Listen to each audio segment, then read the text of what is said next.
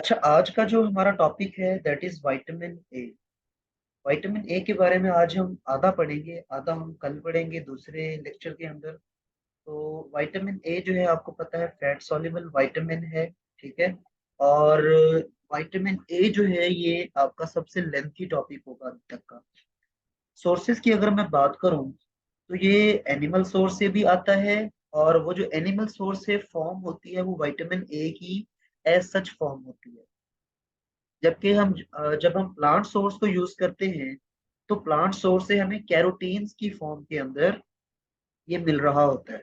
ठीक है। तो कैरोटीन्स जो है वो प्लांट सोर्स है, जबकि जो आपका एनिमल सोर्स है वो हमें विटामिन ए की फॉर्म में ही जो है विटामिन ए मिल रहा होता है।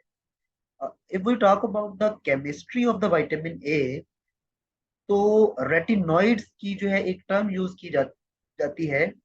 रेटिनॉइड्स कहते हैं आपकी विटामिन ए की जो डिफरेंट फॉर्म्स अवेलेबल हैं, आइदर दे आर सिंथेटिक और नेचुरल। ठीक है। उन तमाम को रेटिनॉइड्स हम कलेक्टिवली कहते हैं। ठीक है। उनके अंदर जो डिफरेंट फॉर्म्स होती हैं, ज़ाहिर है जिनको हम वाइटामर्स का नाम देते हैं। तो रेटिनॉइड्स जो है वो कलेक्टिव टर्म है विटामिन ए के लिए। ठीक है। इसकी जो डिफरेंट फॉर्म्स हैं, डिफरेंट वाइटामर्स हैं, वो रेटिनोल होता है जिसके अंदर अल्कोहल ग्रुप OH ग्रुप है। रेटिनल है आपके पास एल्डिहाइड ग्रुप। रेटिनोइक एसिड है जिसके अंदर आपको कार्बोक्सिल ग्रुप मिलता है। और अगर आपको याद हो, जो आपने रिएक्शंस पढ़े थे किसी जमाने के अंदर, ऑक्सीडेशन पड़ी थी मीथेन की, वो 200 ATM प्रेशर और 400 डिग्री सी टेम्परेचर, मुझे तब याद भी नहीं है। तो उसके ऊपर जो है एक रिएक्शन आप किया करते थे ऑक्सीजन की प्रेजेंस के अंदर, ऑक्सीडेशन किया करते थे मीथेन की। तो उसके रिजल्ट के अंदर आप डिफरेंट फिर प्रोडक्ट्स बनाया करते थे और उसका एंड प्रोडक्ट जो है था वो एक कार्बोक्सिलिक एसिड होता था, फॉर्मिक एसिड। ठीक है। तो ये बेसिकली वही है, जब आप अल्कोहल की ऑक्सीडेशन करेंगे तो आपको एल्डिहाइड मिलेगा। एल्डिहाइड की ऑक्सीडेशन करेंगे आपको कार्बोक्सिल ग्रुप मिलेगा। तो ये वाला रिएक्शन जो है इट इज रिवर्सिबल। ठीक है। ये दोनों फॉर्म्स आपस में इंटरचेंज हो सकती हैं, but this is an irreversible reaction. ठीक है। तो ये आपस में इंटरकन्वर्टेबल है, लेकिन रेटिनोइक एसिड एक दफा बन गया तो वो दोबारा से रेटिनल के अंदर कन्वर्ट नहीं हो सकता। ठीक है। अगर मैं आपको स्ट्रक्चर की बात करूं तो स्ट्रक्चर की हमने जब भी बात की है तो हम जिक्र करते होते हैं कि जो फैट सॉल्युबल विटामिन्स होते हैं आपके, उनके अंदर आइसोप्रेनॉइड यूनिट होता है और एक कोई एक्स्ट्रा चीज उसके अंदर होती है जो कि बेसिकली तमाम फैट सॉल्युबल विटामिन्स के अंदर एक रिंग ही हमें मिली है। तो इसके अंदर बीटा आयोनॉन रिंग होती है। ठीक है। बेसिकली ये जो आयोनॉन रिंग है इसके अंदर 3 मिथाइल ग्रुप्स होते हैं। ठीक है। 3 मिथाइल ग्रुप्स होते हैं, एक डबल बॉन्ड होता है और एक रिंग है वैसे तो this is the beta ionone ring, जिसके अंदर आपको क्या मिलता है, आपको मिलता है एक मिथाइल ग्रुप, दूसरा मिथाइल ग्रुप, तीसरा मिथाइल ग्रुप और एक डबल बॉन्ड।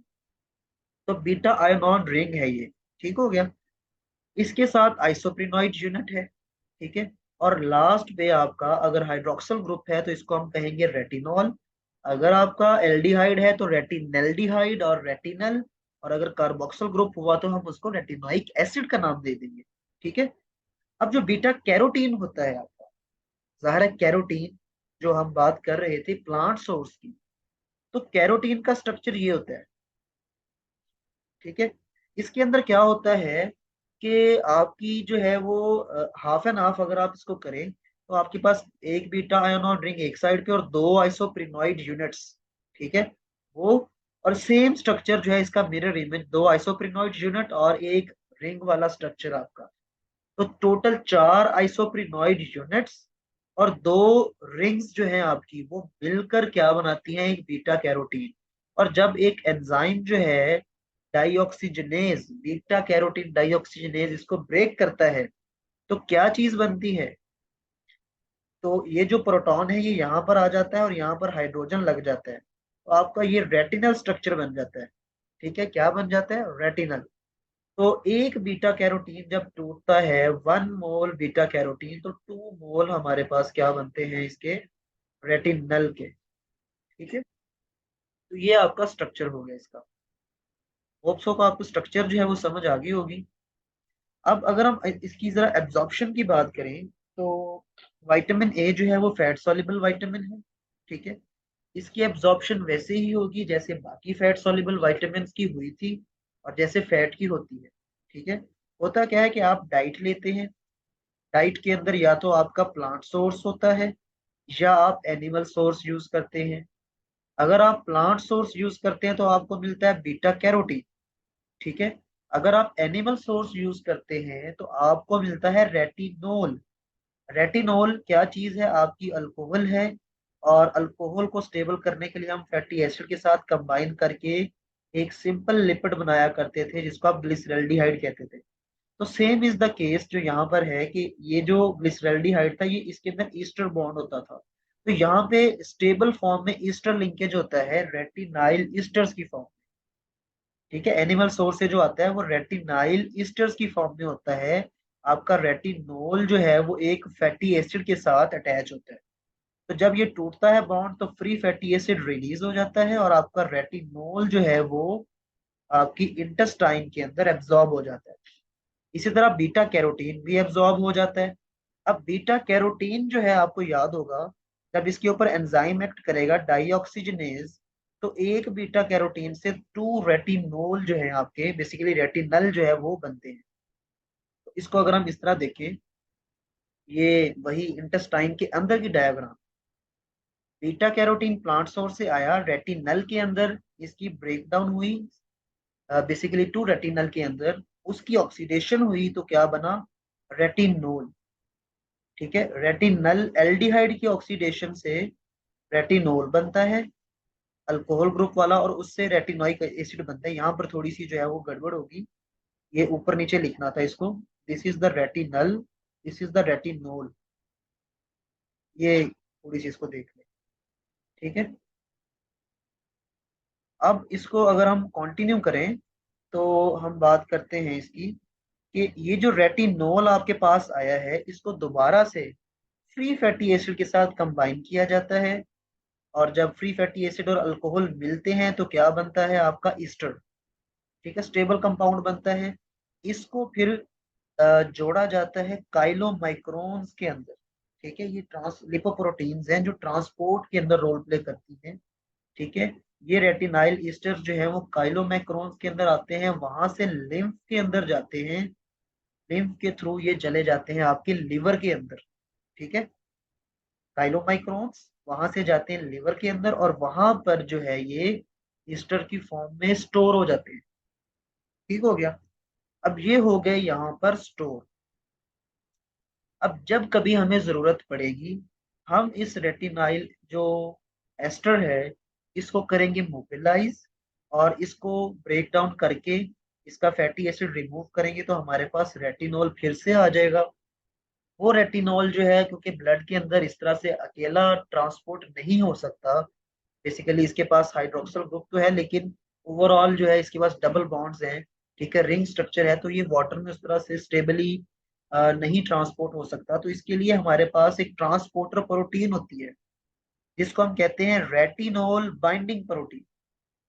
क्या कहते हैं उसे, रेटिनोल बाइंडिंग प्रोटीन। तो वो रेटिनोल के साथ बाइंड करती है, प्लस एक और प्रोटीन होती है जिसको हम कहते हैं ट्रांसथायरेटिन। थायरेटिन जो है रेटिन रेटिनोइक एसिड से ट्रांसपोर्ट से है। तो ये बेसिकली रेटिनोइक एसिड की क्योंकि ट्रांसपोर्ट कर रही है इसलिए इसको ट्रांसथायरेटिन कहते हैं। ठीक है, तो ये थ्री थिंग्स का जो है कॉम्बिनेशन बनता है आपका रेटिनोल, ट्रांसथायरेटिन, रेटिनोल बाइंडिंग प्रोटीन। ये जो थ्री का जो है ट्रिपलेट बना है इसको, इस ट्रिपलेट को हम कहते हैं टर्नरी कॉम्प्लेक्स। लिपनकॉर्ड के ऊपर एक वर्ड लिखा हुआ है टर्नरी कॉम्प्लेक्स। वो टर्नरी कॉम्प्लेक्स क्या होता है, रेटिनोल होता है, ट्रांसथायरेटिन होता है और रेटिनोल बाइंडिंग प्रोटीन होती है। ठीक हो गया, तो ये जो है जब मोबिलाइज होता है लिवर से, जब भी बॉडी को जरूरत पड़ेगी, इसके स्टोर्स पड़े हुए हैं, बॉडी को जरूरत पड़ेगी तो क्या होगा, इसको हम निकालेंगे, रेटिनोल को बाइंड करेंगे, टर्नरी कॉम्प्लेक्स बनेगा और हमारे ये टारगेट सेल तक जब पहुंचेंगे, यहाँ पर अगर हमारा टारगेट सेल पड़ा हुआ है तो वहां पर जाकर दोबारा से ये रेटिनॉल बाइंडिंग प्रोटीन सेपरेट हो जाएगी। रेटिनॉल जो है वो सेल के अंदर चला जाएगा और अपना फंक्शन परफॉर्म करेगा। ठीक है। यहाँ पर एक बात आपको बता दूं, कुछ बुक्स लिखती हैं कि जिंक जो है आपका, it has some role in the mobilisation of vitamin A. ठीक है, ये एमसीक्यू आ सकता है तो इसको आप देखिए। विटामिन ए की मोबिलाइजेशन के अंदर जिंक का रोल होता है। अब टारगेट सेल तक हम पहुंच गए, लिवर के अंदर स्टोर हुआ, वहां से निकला, टर्नरी कॉम्प्लेक्स बना। अब रेटिनॉल जो है उस टर्नरी कॉम्प्लेक्स से रिलीज होगा, टारगेट सेल के अंदर जाएगा, वहां पर जाकर ये कन्वर्ट होगा रेटिनोइक एसिड के अंदर। अब यहाँ पर जिन लोगों ने सिग्नल ट्रांसडक्शन पढ़ी हुई है उनको याद होगा, रेटिनोइक एसिड जो है, रेटिनोइक एसिड जो है ये आपका सिग्नलिंग मॉलिक्यूल के तौर पे एक्ट कर सकता है, जिस तरह विटामिन डी करते हैं। ये डायरेक्टली जो है वो न्यूक्लियस के ऊपर जाकर लगता है, क्योंकि इसके लिए रिसेप्टर्स होते हैं। ठीक है, वो रिसेप्टर्स, उन रिसेप्टर्स को हम कहते हैं retinoic acid receptors, RAR, retinoic acid receptors. ये उनके ऊपर जाके बाइंड करते हैं, मैसेंजर आरएनए बनवाते हैं, ट्रांसक्रिप्शन होती है, फिर ट्रांसलेशन के थ्रू प्रोटीन्स बनती हैं, सेल डिफरेंशिएशन होती है। Ultimately they play role in the growth and development and cell differentiation. ठीक हो गया। तो ये एक ओवरऑल जो है इसका ओवरव्यू हो गया। इसके अलावा जो है, ये तो टारगेट सेल के अंदर रेटिनोइक एसिड की फॉर्म में इसने एक्शन किया एज ए हार्मोन। अगर हम इसको कहें, retinoic acid as a hormone जो है भी काम करता है। लेकिन वही रेटिनोल जो है अगर रेटिना के अंदर, आपकी आई के अंदर जाएगा, तो वहां पर इसका रोल जो है वो विजन के अंदर होता है।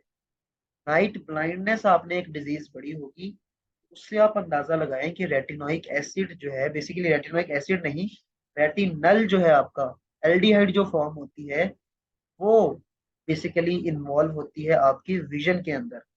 ठीक है, तो ये इसका एक ओवरव्यू था, इसकी एब्जॉर्प्शन का, इसकी ट्रांसपोर्ट का। अब हम इसके जो है वो दोबारा से फंक्शन स्टार्ट करने से पहले एक ओवरव्यू लेते हैं। हमने पढ़ा कि हमारे पास रेटिनॉइड्स होते हैं, इनमें रेटिनोल है और आपका OH ग्रुप कंटेनिंग रेटिनल्डिहाइड है। ठीक है, जो कि ऐसे होता है, और रेटिनोइक एसिड जो है आपका होता है। अब चूंकि इनके पास डबल बॉन्ड्स भी हैं, तो या तो वो ट्रांस फॉर्म में होते हैं या सिस फॉर्म में होते हैं। तो या तो आल ट्रांस रेटिनोल होता है या फिर 11 सिस रेटिनोल होता है। इसी तरह रेटिनल जो है इसके अंदर भी डबल बॉन्ड्स हैं, तो या तो आल ट्रांस होता है या 11 सिस रेटिनल होता है। अब जो रेटिनोल है, it has role in reproduction. क्या रोल है वो हम आगे पढ़ेंगे। रेटिनल का हमने अभी पढ़ा कि आई के अंदर रोल होता है। Retinoic acid as a hormone जो है वो फंक्शन कर सकता है, सिग्नलिंग ट्रांसडक्शन के अंदर रोल है इसका।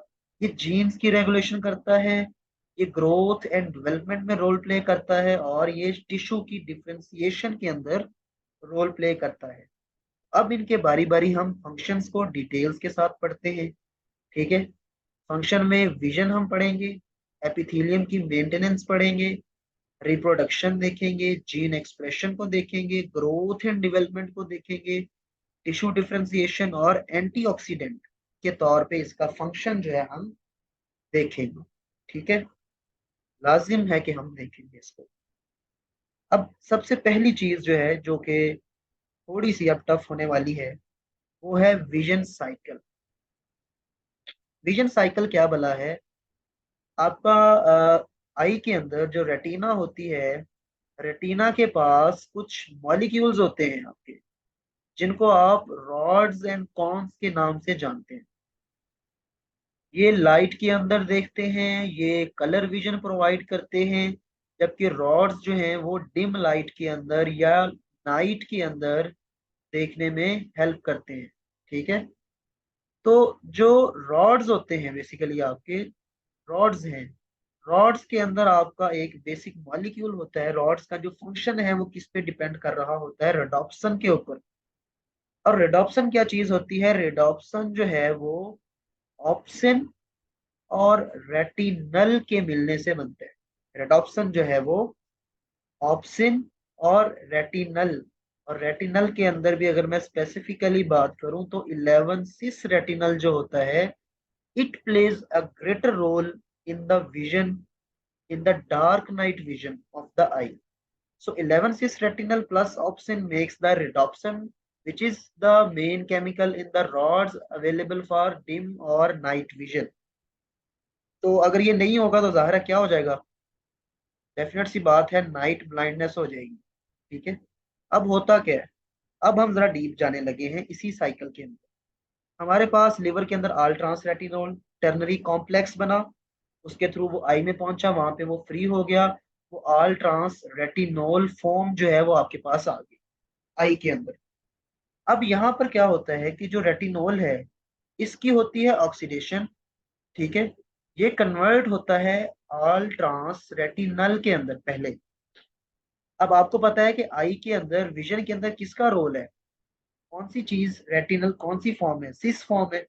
तो हमने तो अभी तक आल ट्रांस रेटिनोल से आल ट्रांस रेटिनल बनाया है ऑक्सीडेशन के थ्रू। अब हम क्या करेंगे, इसकी आइसोमराइजेशन करवा के 11 सिस रेटिनल जो है वो बनाएंगे। ठीक है, तो इससे बनता है 11 सिस रेटिनल।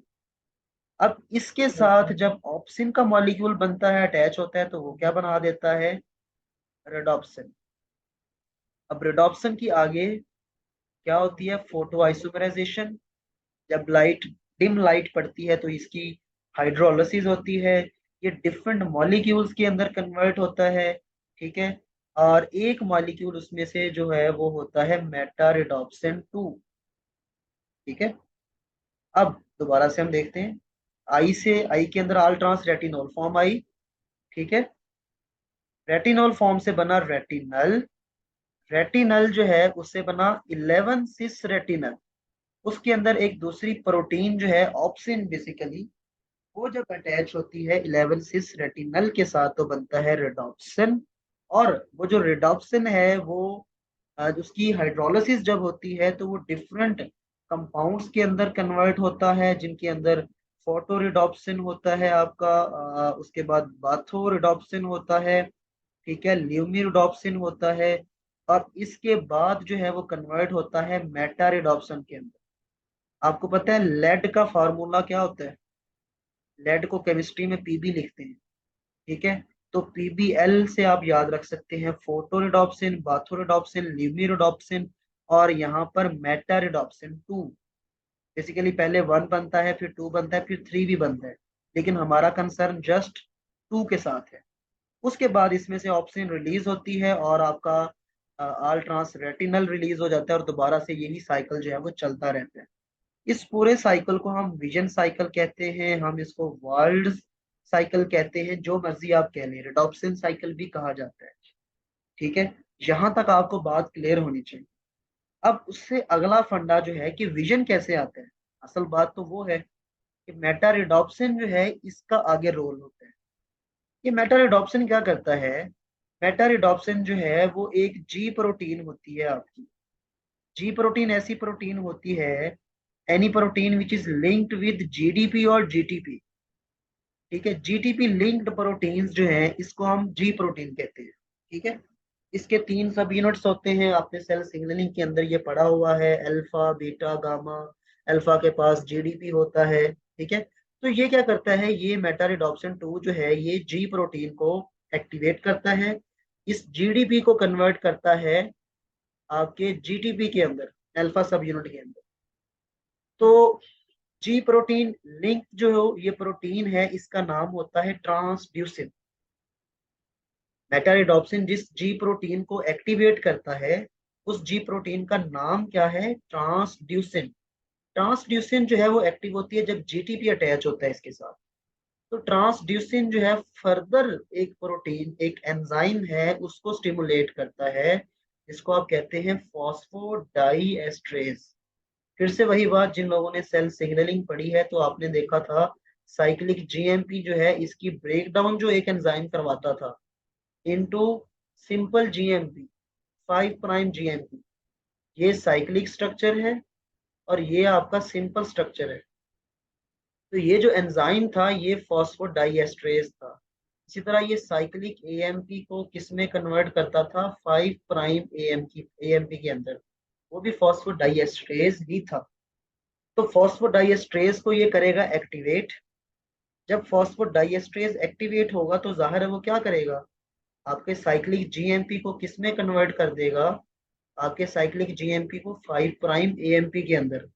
यानी आप कह सकते हैं जो आपकी एक्टिव फॉर्म थी उसको इसने किस में कन्वर्ट कर दिया, इनएक्टिव फॉर्म के अंदर। ठीक है। और अब फंडा यहाँ पे खत्म नहीं हुआ। होता क्या था कि साइक्लिक जीएमपी जो एक्टिव फॉर्म थी वो सोडियम चैनल्स को ओपन करती थी, जबकि जब ये क्लोज होगी, जब ये इनएक्टिव होगी, तो सोडियम चैनल जो है जो ओपन थे वो क्या हो जाएंगे, क्लोज। जिससे क्या होगी, हाइपर पोलराइजेशन। ठीक है। और ये रेटिना के अंदर जो है वो थोड़ा सा उलट होता है। यहाँ पर हाइपर पोलराइजेशन से क्या होता है, नर्व की स्टिमुलेशन होती है, नर्व इम्पल्स जनरेट होती है। ठीक है। और वो नर्व इम्पल्स आपको नाइट के अंदर देखने में हेल्प करती है। ठीक है। क्योंकि यहाँ पर अब नाइट विजन हो रहा है, नॉर्मली हम लाइट में देखते हैं, तो नाइट विजन के लिए हाइपर पोलराइजेशन जो है वो नर्व इम्पल्स जनरेट करती है। तो अभी तक हुआ क्या इस पूरे साइकिल के अंदर, आई के अंदर आया रेटिनोल, आल ट्रांसफॉर्म, वो कन्वर्ट हुआ एल्डिहाइड फॉर्म में रेटिनल, उससे बना सिस रेटिनल, क्योंकि इसका रोल था विजन के अंदर। रोल कैसे था कि इसने बन के अटैच होना था ऑप्सिन के साथ। ठीक है। और बनानी थी रिडॉप्सिन, जिसके ऊपर डिम लाइट जब पड़ती है तो वो कन्वर्ट होता है फोटोबाथोलिमी से होते हुए मेटा रिडॉप्शन के अंदर कन्वर्ट।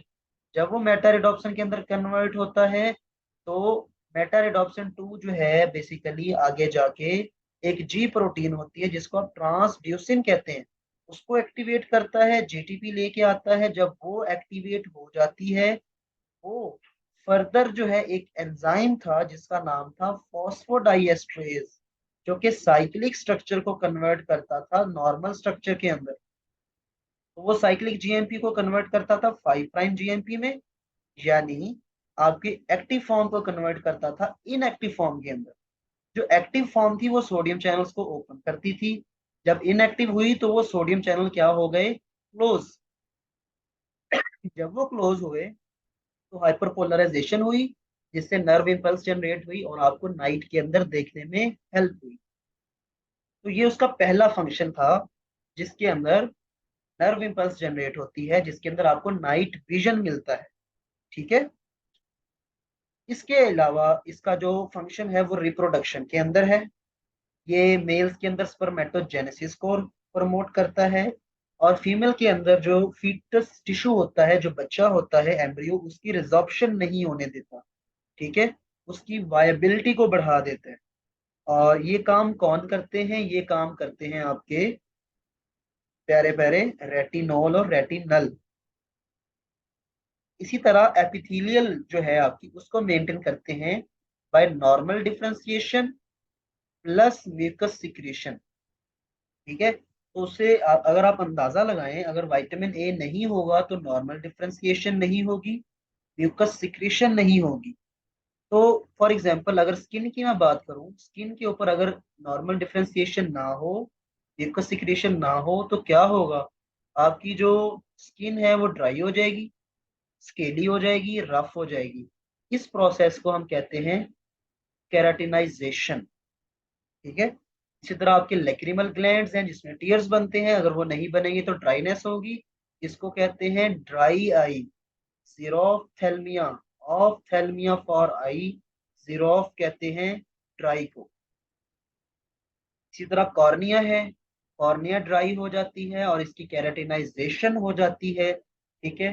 तो ये जो मेलफॉर्मेशन होती है कॉर्निया की, जिसके अंदर, क्योंकि कॉर्निया नॉर्मली ओपेक होता है, वो होता है ट्रांसपेरेंट होता है, जब कैरेटिनाइजेशन होगी तो वहां पर आपको कैटरेक्ट टाइप जो है ना चीजें मिलेंगी, जिसको हम केरेटोमेल्शिया कहते हैं।